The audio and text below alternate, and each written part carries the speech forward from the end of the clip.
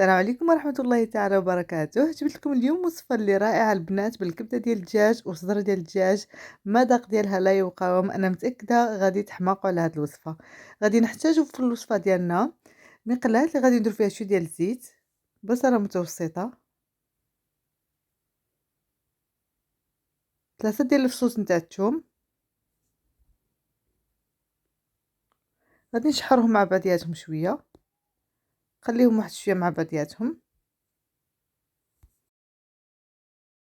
من بعد ما غادي نقليو البصلة والثوم مع بعضياتهم، غادي نزيد صدر ديال الدجاج، غادي نقليه شويه مع الثومه والبصله.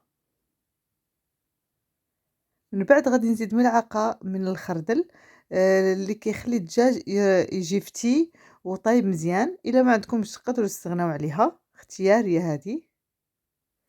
غادي نقلبهم مع بعضياتهم باش يدخل لي هذاك الخردل مع الدجاج ديالي.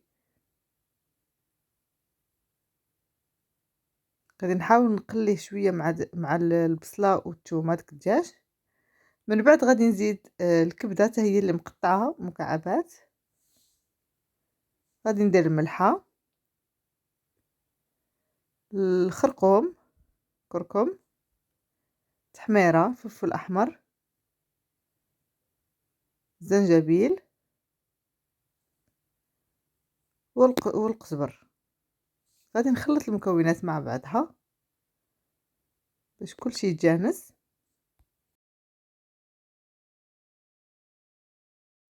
حاولوا ما تخلطوش بالجهد باش الكبده ديالنا ما تفرتش، الكبده ما تبقى شاده القوام ديالها.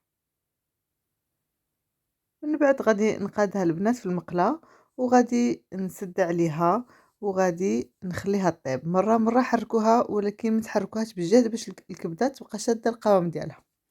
ويكون هذا هو الشكل النهائي نتاع الطبق ديالي اللي كيجي رائع البنات. راه اللذة ديالو ما نقدرش نوصفها لكم، كيجي رائع. انا متاكده الا ذقتوها غادي ترجعوا مدمنين عليها. راها لذيذه وفي نفس الوقت سهله وفي ساعه كتوجد، ما كتحتاجش بزاف ديال الوقت.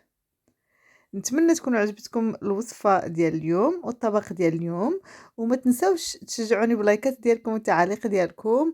واللي أول مرة يشوف الوصفات ديالي، مرحبا بكم، شرفتوني. ومع السلامة إلى فيديو قادم ووصفة جديدة إن شاء الله.